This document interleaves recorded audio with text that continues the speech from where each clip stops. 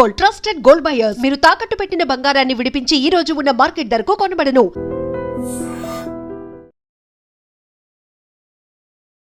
నమస్కారం, welcome to I dream. ధర్మ మార్గం విత్ విజిత కార్యక్రమానికి స్వాగతం.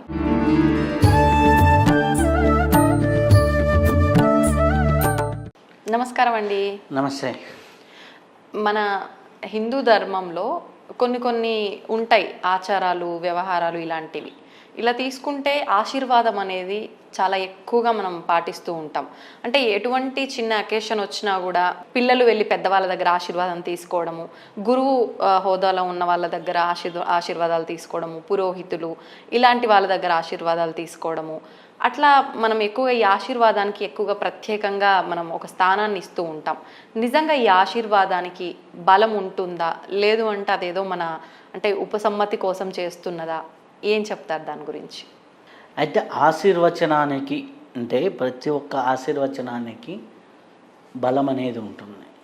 అంటే మనకిప్పుడు పూర్వకాలంలో పెళ్ళిళ్ళు జరిగినప్పుడు దంపతులందరూ ఆశీర్వదించండి అంటారు. ఎందుకు? వాళ్ళ యొక్క అక్షింతలతో, వాళ్ళ యొక్క భావాలతో మంచిగా ఉండాలి అని ఆశీర్వదిస్తే భార్యాభర్తలు అనుకూలంగా ఉంటారు. వాళ్ళకి ఏదైనా చిన్న చిన్న అడ్డంకులు పోయినా కానీ ఒక 100-200 మంది వెళ్ళి అక్షింతలు వేస్తే వాళ్ళు ఆ భావంతో బాగుంటారు అనేది.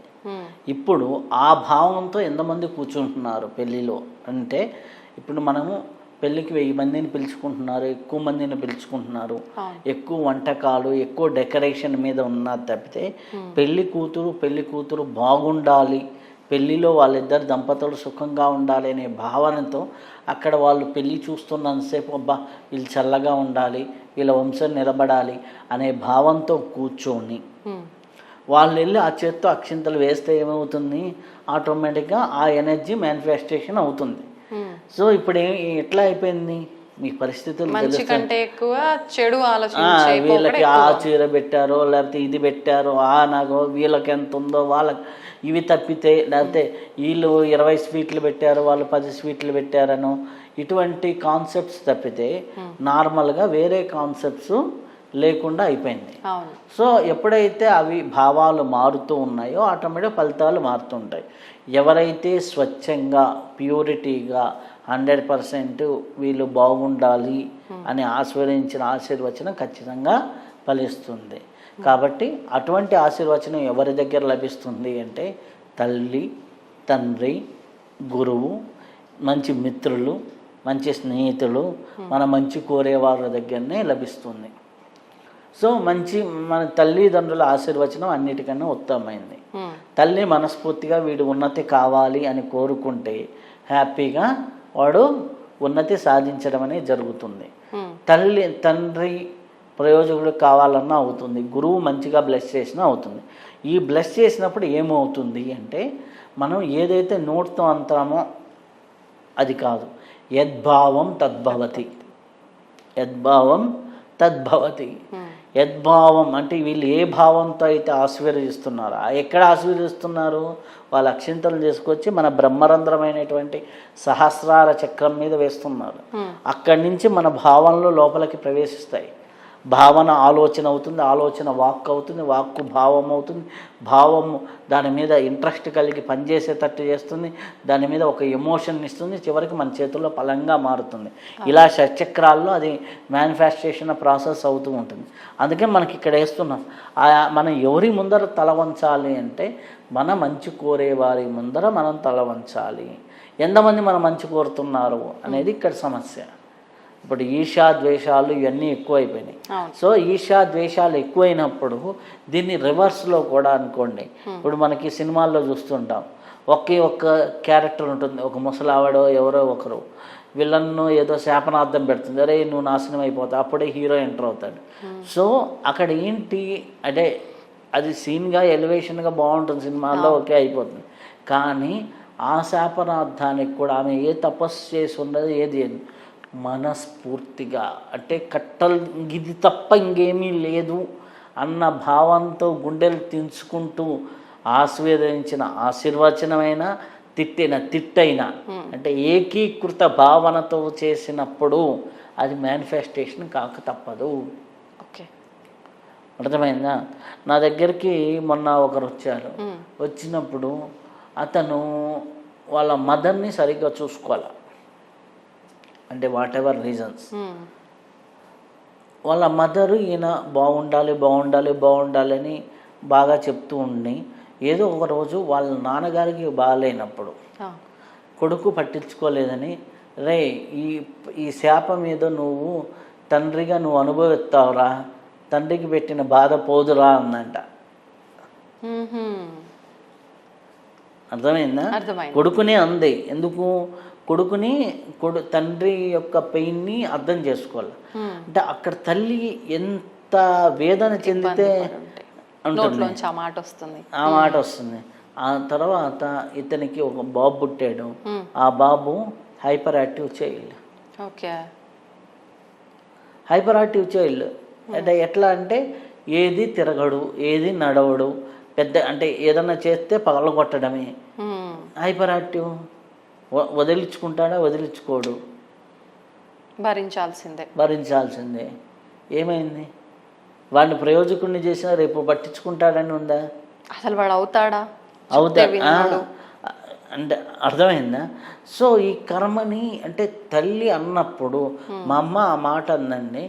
ఆ మాట అన్న 2 నెలలకో 3 నెలలకో మా భార్య కన్సీవ్ అయింది. ఆ తర్వాత ఈ ఇబ్బంది నేను అనుభవిస్తున్నానని ఇప్పుడు 6 years తర్వాత రియలైజ్ అయ్యాడు. కానీ రియలైజ్ అయినా కానీ డ్యామేజ్ జరిగిపోయింది అంతే. ఓకే.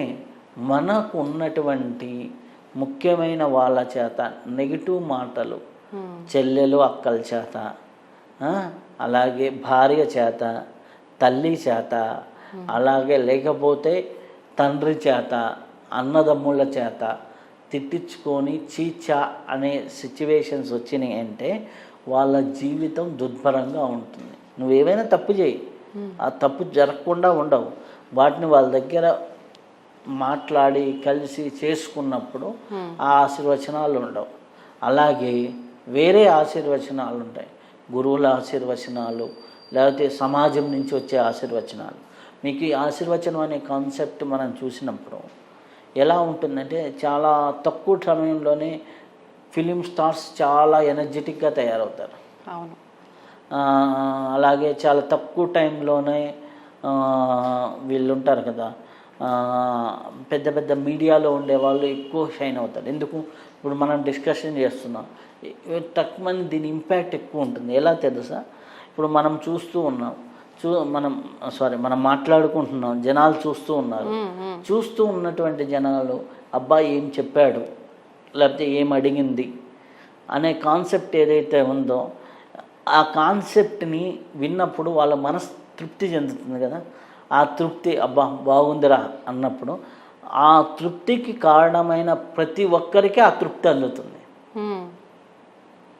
ఓకే, అర్థమైందా? ఆ తృప్తికి బదులు ఏదో తిట్టో ఏదో చేశాం, నెగిటివ్ ప్రోగ్రామ్. ఆ నెగిటివ్ ప్రోగ్రామ్ చేసిన వాళ్ళకి వాళ్ళు అనుకున్న దాని శాపనార్థం తాలూకు ఉన్నటువంటి నెగిటివిటీ కూడా అందుతుంది. Okay okay. సో ఆ మంచి అందుతుంది, చెడు అందుతుంది. ఆ భావనే మెయిన్ ఇంపార్టెంట్. అది చూసినప్పుడు అబ్బాయి అనుకున్నారనుకోండి, ఆ ఆశీర్వచనం అనేది ఎక్కడికైనా వెళ్తుంది. అది ఎవరి భావనైనా. ఇప్పుడు రోడ్డు మీద వెళ్తూ ఉంటే ఒకడు బైక్ మీద స్పీడ్గా వెళ్తున్నాడు అనుకో, రే రోడ్డు మీద పడతావురా, ఎక్కడో చోట పడతావురా అంటాడు. ఫస్ట్ వాడి మాటకి బలం లేకపోవచ్చు, పడకపోవచ్చు. రెండో వాడి మాటకు పడకపోవచ్చు, 100వ వాడి మాటకు పడకపోవచ్చు, 1000వ వాడి మాటకు ఖచ్చితంగా పడతాడు. ఎందుకంటే ఇక్కడ ఒక పైసా పైసా పైసా పైసా పైసా పైసా నెగిటివ్ ఎనర్జీ యాడ్ అయ్యి వెళ్తుంది. అబ్బా నేను 4 ఏళ్ళ నుంచి ర్యాష్గా నడిపానండి, ఏం కాలేదంటే 5వ 7 పడి కాల్లో చేయో తీసేస్తారు. అర్థమైందా? సో నువ్వు నీ యొక్క ప్రవర్తన ఎదుటి వాళ్ళకి ఇబ్బందికరంగా కాకుండా, అలాగని నీకు ఇబ్బందికరంగా కాకుండా, 2 రకాలు. నీ సెల్ఫ్కి ఎప్పుడు ఇబ్బంది కాకూడదు, ఎదుటి వాళ్ళకి ఇబ్బంది కాకూడదు. మధ్య మార్గంలో నీ ప్రవర్తన వెళ్తూ ఉంటే అబ్బా ఏం చేశారా, ఏముందిరా అనేసి అనుకుంటున్న ప్రతి ఒక్కసారి మనకి ఆశీర్వచనం అవుతుంది.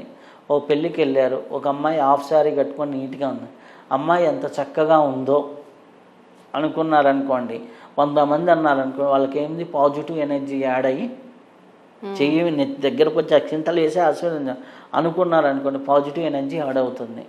అదే అమ్మాయి ఏ మోడర్న్ డ్రెస్ వేసుకొని ఉంది, అబ్బా పెళ్ళికి వస్తూ కూడా ఈ డ్రెస్ ఏంటమ్మా అన్నారనుకోండి, ఆటోమేటిక్గా ఏమవుతుంది, ఆ నెగిటివ్ ఎనర్జీ కూడా యాడ్ అవుతుంది. అంటే పాజిటివ్ అయినా నెగిటివ్ అయినా మనం అన్నప్పుడు అది ఖచ్చితంగా చూపిస్తుంది ఎఫెక్ట్. అక్కడ ఇంటెన్సిటీ అనేది ఇంపార్టెంట్. అంటే అన్న ప్రతి ఒక్కరి మాట ఇలా నిజం అవ్వాలని ఉందంటే అంటే అన్న వాళ్ళ ఇంటెన్సిటీ, అన్న వాళ్ళ ధర్మవాక్కు. ఓకే, ఇప్పుడు ఎదుటివాడు బాధపడ్డవాడు ధర్మపరుడయ్యాడనుకో ఎంబడే కొడుతుంది. ఇప్పుడు ఈ ఆశీర్వాదానికి సౌభాగ్యానికి సంబంధం ఉందా? అంటే కొంతమంది ఇప్పుడు మీరు అన్నారు, కొంతమంది మన వాళ్ళు అని మన మంచి కోరుకునే వాళ్ళ ఆశీర్వాదం కానీ వాళ్ళ మాటకు పవర్ ఎక్కువగా ఉంటుంది, మన పైన ప్రభావితం చూపిస్తుంది అని. ఇప్పుడు మదరే తీసుకోండి, మన సిస్టరే తీసుకోండి, లేదా మన మిత్రురాలే తీసుకోండి, అంటే తను సౌభాగ్యంతో ఉండి మన మంచి కోరుకుంటే మంచి జరుగుతుంది. అదే పర్సన్ సౌభాగ్యం లేకుండా ఉండి మనం మంచి కోరుకుంటే మంచి జరగదా? అంటే తను మనని ఆశీర్వదించడం తప్ప? భావానికి ఇక్కడ పవర్ ఉంది తప్పితే సౌభాగ్యం ఉందా లేదా అనేది పక్కన విషయం. సౌభాగ్యము అనేది ముత్తైదుతనము, భార్య భర్త అనేది ఇరువురు అనే కాంబినేషన్ కాబట్టి దాంపత్య జీవితానికి, గృహస్థాశ్రమ జీవితానికి మన వాళ్ళు ఎక్కువ విలువ ఇచ్చారు కాబట్టి భార్యాభర్తలు దంపతులు రండి, దేనికైనా దంపతులుగా రండి అనే కాన్సెప్ట్ ఉంది. కానీ దంపతులు లేని వాళ్ళు కూడా వాళ్ళు ఆశీర్వదిస్తేనే కదా అవుతుంది. ఇప్పుడు మీకు మహాభారతంలో మీరు చూసినప్పుడు కుంతిదేవి ఉంది కదా, ఆమె పాండురాజు వెళ్ళిపోయిన తర్వాత ఆమె ఆశీర్వదించిన బలంతోనే కదా పాండవులు అంత గొప్పవాళ్ళు అయ్యారు. ధృతరాష్ట్రుడు వాళ్ళ ఉన్నా కానీ, వాళ్ళ భార్యాభర్తలు ఉన్నా కానీ పిల్లలు ఎదవలే అయ్యారు కదా. నువ్వు మంచి కోరి మంచి భావనలతో ఉండి ఎక్కడ ఎవరు ఆశీర్వచనం ఉంటే భావనకి పవర్ ఉంది. యద్భావం తద్భవతి. ఆ భావన ధర్మబద్ధంగా ఉందా, సత్యవ్రతంతో ఉందా, అటువంటి వాళ్ళు అంటే మంచిగా ఉంటూ సత్ప్రవర్తనతో ఉంటూ అటువంటి వాళ్ళని ఇబ్బంది పెట్టినప్పుడు వాడికి ఆటోమేటిక్గా బ్లాస్ట్ అవుతుంది. సో అటువంటి వాళ్ళు మంచి కోరుకున్న అవుతుంది, ఒకవేళ తిట్టినా ఎమ్మడే అవుతుంది. మామూలు వ్యక్తులు కోరుతూ ఉంటే దాని తాలూకు ఎనర్జీలు తోడవుతూ ఉంటాయి, ఆ ఎనర్జీలు ఫలితాన్ని ఇస్తూ ఉంటాయి అన్నమాట. ఓకే, ధన్యవాదాలండి. ధన్యవాదాలు. తవ్వుతున్న శివలింగం సరే, దాన్ని అట్లా కప్పేసేయండి, చూపించదండి. Krishna is there. మూర్తి పూజ కాదు, సాక్షాత్ బ్రజేంద్ర నందన భగవాన్ ఉన్నారు మూర్తిలో. ఏమీ ఆశించకుండా ఆరాధించే వాళ్ళు కూడా ఉన్నారా ప్రభుజీ? నిజమైన భక్తి అంటే మనకు తెలియదు కాబట్టి